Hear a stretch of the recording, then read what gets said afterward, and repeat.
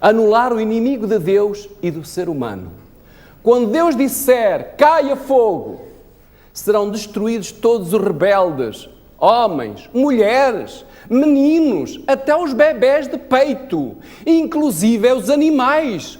Não porque Deus tenha prazer em destruir as suas criaturas, mas porque o pecado, Satanás e a morte devem ser aniquilados para sempre.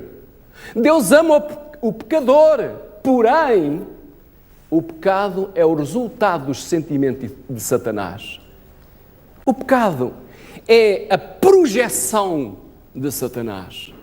Saúl, que se torna rei de Israel, o primeiro rei, teve como missão lutar contra os amalequitas.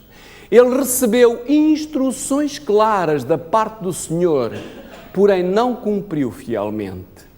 Preservou a vida dos melhores animais, preservou a vida de Agag, que era o rei, o chefe, o principal amalequita.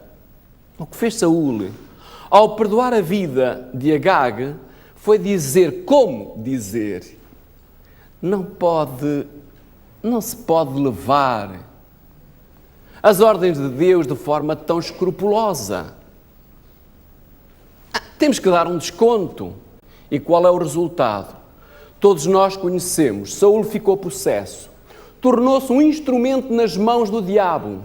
Era esta a intenção do inimigo, que não desiste com ninguém que se coloca ao lado de Deus, do Altíssimo. Ele não desistiu no deserto da tentação. Com o próprio Filho de Deus, ele não desiste. Se prostrado me adorares, tudo isto te darei. Diz ele ao Filho de Deus.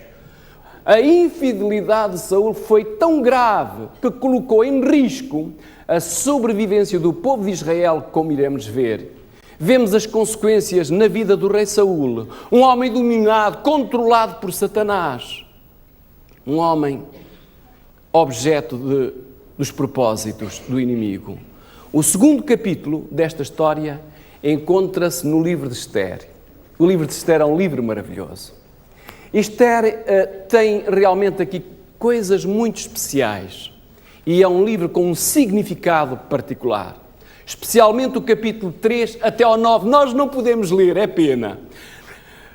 Porém, o capítulo 3, o versículo 1 diz, Assuero engrandeceu a Amã. Chama a vossa atenção para esta palavra Amã, este nome. Filho de Amedata, o agagita e o exaltou. Porém, Mardoqueu não se inclinava nem se prostrava perante Amã, pois assim tinha ordenado o rei a respeito dele. Mardoqueu, porém, não se inclinava nem se prostrava. Quando Amã era um dos conselheiros do rei, viu que Mardoqueu não se ajoelhava e encheu-se de furor. Teria sido muito fácil desembaraçar-se de Mardoqueu, mas quando ele soube que Mardoqueu era judeu, um plano perverso encheu o seu coração. E em Esther nós lemos no capítulo 13 e no versículo 6, mas achou pouco tirar a vida somente a Mardoqueu, porque lhe haviam declarado o povo de Mardoqueu. O ódio que Amã sentiu por Mardoqueu era um ódio profundo, histórico, atávico, genético e sobrenatural, porque Amã era amalequita. O Talmud, em hebraico significa estudo, é o texto fundamental da literatura religiosa judaica no exílio, uma espécie de enciclopédia que contém a história da religião, jurisprudência, medicina, moral, filosofia, etc. Até a astronomia. Diz o Talmud que Amã era descendente de Agag na 16ª geração. A tradição judaica diz que o nome Amã tem origem nos títulos dos reis amalequitas.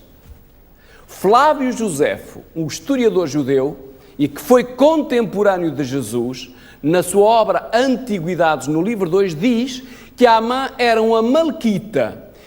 Quando sabemos esta história, tudo se converte numa lição. E o resultado do que se passou converte-se numa promessa para nós que vivemos no tempo do fim. Em Esther 3:13 diz: enviaram-se as cartas por intermédio dos correios a todas as províncias do rei para que destruíssem, matassem e aniquilassem a todos os judeus, moços e velhos, crianças e mulheres, em um mesmo dia, no dia 13 do 12º mês, que é o mês de Adar, para que lhes saqueassem os bens. Matar, destruir e exterminar o povo de Deus foi o sonho de Amaleque e dos seus descendentes. E, enfim, o último dos amalequitas está quase a conseguir este plano que foi sonho de todos os seus antepassados. Com o apoio do maior poder que existia na terra, naquela altura, tinha-se conseguido um decreto irrevogável. Um decreto que ordena matar, destruir o povo de Deus, assinado pelo próprio rei Assuero. Mas Amã, o amalequita, não sabe que há um livro de memória escrito há mais de 1000 anos, não sabe que é Yahvé o que dirige esta guerra contra Amaleque. Não sabe que há um altar com um nome: Jeová é a minha bandeira, e onde se afirma a promessa que o inimigo virá como um rio, mas o Espírito do Senhor se levantará a sua bandeira contra ele. Que texto maravilhoso! E que o mesmo profeta tinha anunciado: não prosperará nenhuma arma forjada contra ti. Fico impressionado quando leio estes textos e os compreendo à luz do Espírito Santo. Deus tinha providenciado 20 anos antes a maneira de livrar o seu povo e de derrotar o seu terrível inimigo. E quem sabe, se não foi para tal tempo como este que chegastes ao reino, diz Mardoqueu à sua filha adotiva. A Escritura diz que naquela noite fugiu do rei o sono. Então ele mandou trazer o livro do registro das crónicas, porque ela vai falar com o rei, manda trazer o livro das crónicas, e leram-se diante do rei, e achou escrito que Mardoqueu tinha denunciado Bigtã e Teres, dois dos eunucos do rei, que tinham procurado tirar a vida do mesmo, do rei. E este Mardoqueu não tinha recebido nenhuma recompensa, e ele é que informou o rei de que estava em perigo de vida. Todos nós conhecemos toda aquela história do banquete em que Esther vai denunciar Amã. E o rei concede a Mardoqueu um édito em favor dos judeus. E diz, e contou a Amã a Zeres, a sua mulher, e aos seus amigos tudo quanto se estava a passar. E disseram: se Mardoqueu, diante de quem já começastes a cair, é da linhagem dos judeus, não prevalecerás contra ele. Antes, certamente cairás diante dele. Foi como que um oráculo, porque ninguém podia vencer a descendência dos judeus. O povo de Deus na batalha dos conflitos séculos, a vitória está assegurada também em todas as batalhas de Israel espiritual, do povo de Deus dos últimos dias. Deus está ao lado do seu povo através dos séculos, e o povo de Deus será sempre vencedor. No dia em que os amalequitas pensavam que iriam destruir o povo de Deus, foram eles que foram destruídos. E aqui entramos no 3º capítulo. É um capítulo que está escrito essencialmente em Apocalipse, no capítulo 13. Nós não iremos ler, mas faço um apelo para lerem este capítulo 13 de Apocalipse. Eu estou convencido que muito em breve sairá um outro decreto. Tudo aponta nesse sentido. Um decreto que será promulgado contra o povo de Deus. E no livro Profetas e Reis, nós podemos ler estas palavras inspiradas. O decreto que será promulgado contra o povo remanescente de Deus será muito semelhante ao que foi promulgado por Assuero contra os judeus.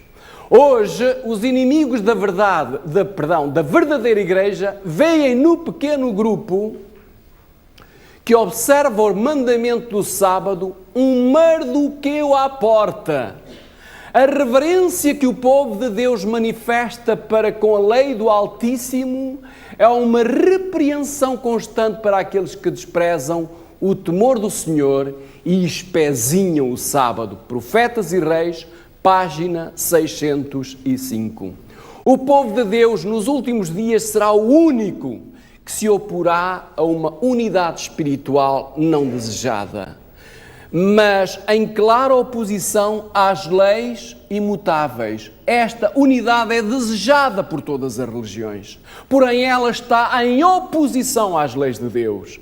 Nos últimos dias, os observadores do sábado serão um problema para muitas consciências, e especialmente para aqueles que observam o domingo. Deus tem um povo que olha para Jesus e encontra forças em Jesus. Um povo que levanta a bandeira dos santos princípios, dos princípios morais. Um povo que é testemunha da verdade presente. Este povo sois vós, e eu faço parte dele pela graça de Deus. A humanidade está cansada de guerras, de angústias, e realmente dará as boas-vindas a uma unidade religiosa, a uma nova ordem mundial, muito desejada e há muito tempo posta em marcha, que possa finalmente dizer, enfim, há paz e segurança. Perante todas estas guerras que estão a acontecer no mundo, o mundo deseja uma unidade política e espiritual. Mas um pequeno grupo dirá, sim, queremos que a humanidade tenha paz, mas não à custa de compromissos contra os princípios de Deus. Não aceitarão uma paz à custa da violação dos princípios divinos. É evidente, hoje, que os princípios divinos, por toda a parte e em todas as religiões, começam a ter cada vez menos valor. O culto, menos santidade. Há uma crítica à Bíblia, há uma crítica aos princípios. Hoje as religiões o que querem, e perdoem, não é uma crítica, mas é uma constatação, é dizer somos a maior religião.